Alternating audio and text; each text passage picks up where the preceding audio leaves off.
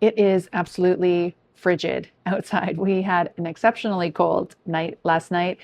And as much as I did not want to leave my very cozy bed this morning, I knew I was going to have to truck across the backyard over here to the culinary barn and get it warmed up for the day. So I have got a lovely fire going. You can't see him, but Tommy is at my feet, keeping my toes warm. And I also neglected to really do much today. So hair is a mess. I've got my comfies on, including my slippers because they're just the coziest thing. But for a morning of cooking videos, I decided to not get overly gussied up and just went with comfort. So soup and bread are pretty much the two things I think of most when it is cold outside.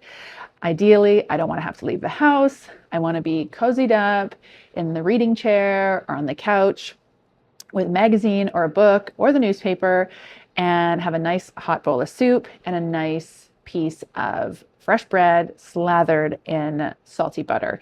So I do actually have some bread started that I did earlier today. I'm going to show you that in a separate video, but what we're going to focus on for this video is this very easy Sardinian soup that practically takes no time to put together. You can make a double batch of it and have it for a few days. It is so delicious, but the beauty of it is that it is incredibly simple. The only thing I will mention is that there is one special ingredient, which of course, if you can't find, you can substitute it. And that special ingredient is Fregola. So this is a Sardinian style pasta, which I absolutely love. And what's unique about it, it's been toasted. So it adds an extra nutty flavor. But if you can't find this, you can certainly substitute orzo or another type of small pasta. And the other ingredient that you may or may not have would be fennel. And I love fennel in all of its forms. It's one of my favorite vegetables to eat raw. And I do love adding it to soups. So in addition to the fennel, we've got some carrots, celery, shallot, onions. And for herbs, I'm going in with a little marjoram. But if you don't have marjoram, you could use another herb, of course. And if you don't have fennel and you don't want to have to leave your house on a particularly cold day, but you happen to have the other aromatics, just use those and you'll have just as delicious of a soup. You'll just be missing this kind of slight anisette flavor that comes from the fennel. It's a little bit sweet, which is nice. So very easy soup to put together. Everything's going to be done in one big pot. And honestly, it only takes about 25 minutes to put this all together. And you just sort of let it tick away on the stove for 15 or 20 minutes after. Best part about this soup is it's done all in one pot. And we just have a little bit of prep to do, and then we nick it on the stove and just let it go for about 15 or 20 minutes. And it's beautiful. And the best part about this soup, other than it's delicious, is it's all done in one pot. There's a little bit of chopping prep to do, but outside of that, you just nick everything into the pot, get it on the flame, and just let it go for about 15 or 20 minutes, just until your fregola is tender. And what's great about this soup is as it sits for a couple hours or even into the next day, the fregola will swell a little bit and it'll add some extra starch to the broth that was already there. So all you would need to do the next day is perhaps thin it out a little bit, but it'll be a slightly thicker, more lush soup day 2 than it is on day 1. All right, let's get started.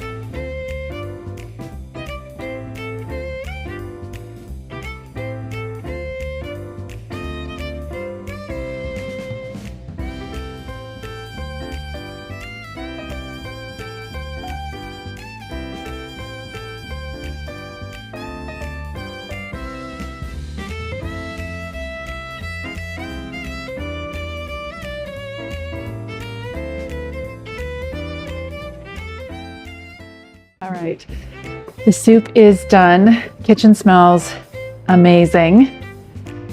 And little finishing touches here.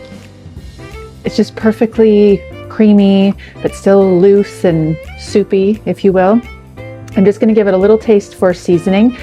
Your final seasoning will depend more on the quality of bone broth or chicken stock or vegetable stock, whichever you use.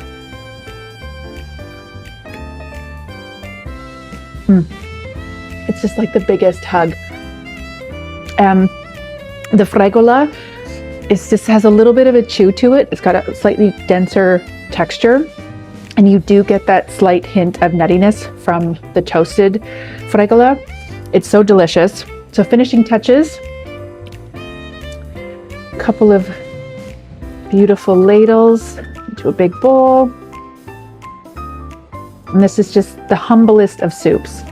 Little pasta.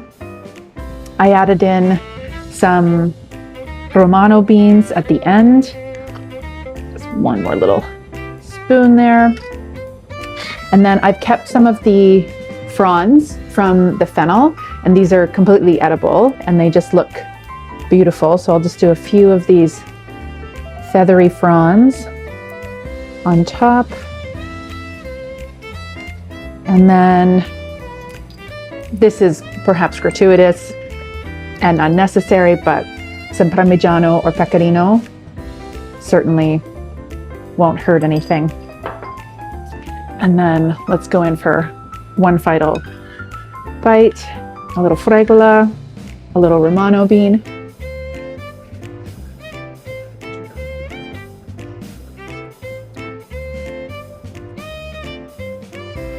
This doesn't make up for quite how cold it is outside right now, but this definitely helps the situation. Grab yourself a nice piece of bread, a cup of tea, and this will warm you right up. Recipe will be in the next edition of my Substack newsletter, which is called Shaking at the Tablecloth, and I will of course put the recipe at enidgrace.com for you. Stay warm, everybody.